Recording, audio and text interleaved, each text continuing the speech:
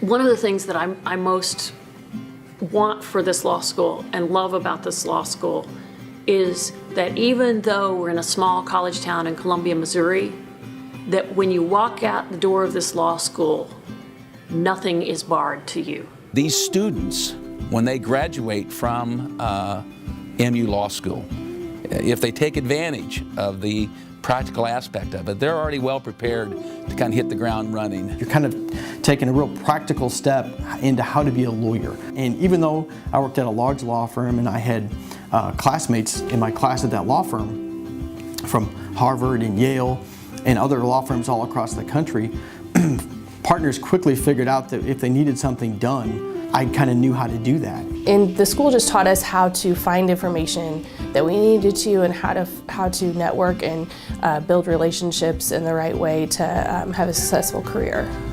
I would say the best trial attorneys I've met in Missouri over my 10 years of practice have been Mizzou graduates. I mean, I am just really impressed with how our graduates have went on to succeed in rural communities and in an urban setting. So yeah, it was a great experience and a great choice. One of the best decisions I've ever made in my life.